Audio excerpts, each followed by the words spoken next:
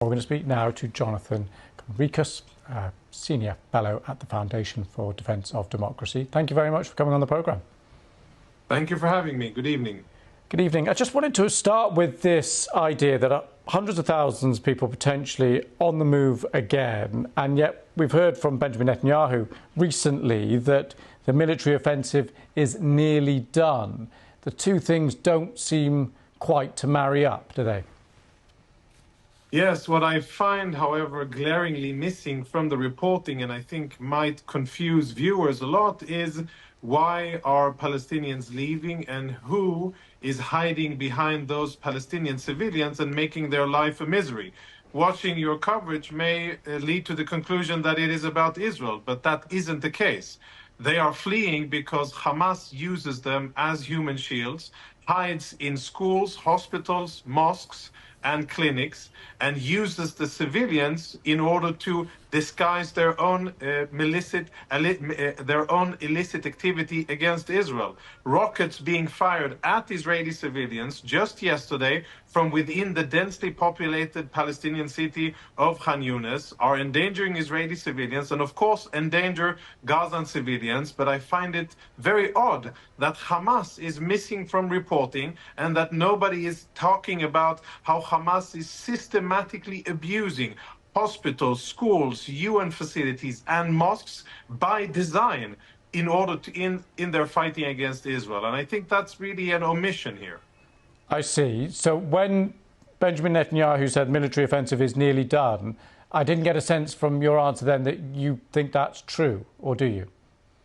Yeah, I think there are politics involved and perhaps international diplomacy and messaging to different audiences. What I can say from my limited understanding of military affairs is that there still is a lot of work to be done in Gaza and that Hamas still has combat capabilities. They still control and dominate Gaza and terrorize Palestinian civilians. They still harass Palestinians. They still steal humanitarian aid and commandeer convoys of aid that are coming into Gaza. And they still continue to fire rockets at Israeli civilians and fight against the IDF. So until that is done and decided, I don't think that we can quite yet declare that we have completed the objectives, that Israel is out of the woods and that Hamas won't be posing a threat to Israeli civilians again. There's still a lot of work that remains to be done.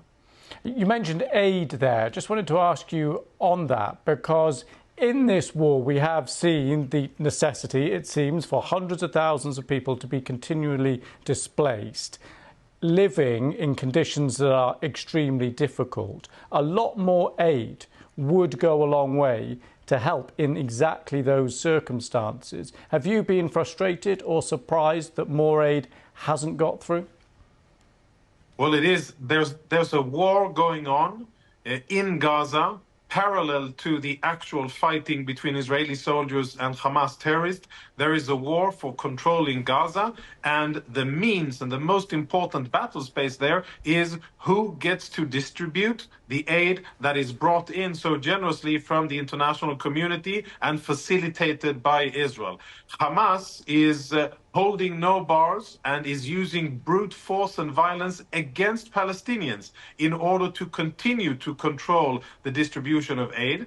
They are getting support from their members of Hamas that are also UNRWA members. And what we see is the sad situation where some of the people that you showed in the story before from Gaza, who are suffering, who are in a bad situation, and my heart goes out to them, so does many Israeli hearts goes out to human suffering. But at the end of the day, they are suffering because Hamas still controls the Gaza Strip and because they are blocking the proper distribution of aid to civilians. So there's a real battle going on. Almost all aid agencies, you mentioned UNRWA there, others too from the international community, have consistently said that they want more aid getting in. Yes, and what Israel has been doing is enhancing and ramping up and opening up additional corridors. There are now 4 ground corridors open and facilitating aid into Gaza. But I have to be frank about it. The problem, the real problem, is the final distribution. Of course, if even more aid came in, that would probably be better. But the real issue here is taking the aid from UN and other organizations' warehouses inside the Gaza Strip and giving it to the people who need it. Okay. Not to Hamas bullies and not to those that are close to Hamas, but to the poor people who are caught between a rock and a hard place. Hopefully one day they will be free from the tyranny of Hamas. I hope that day will come sooner than later.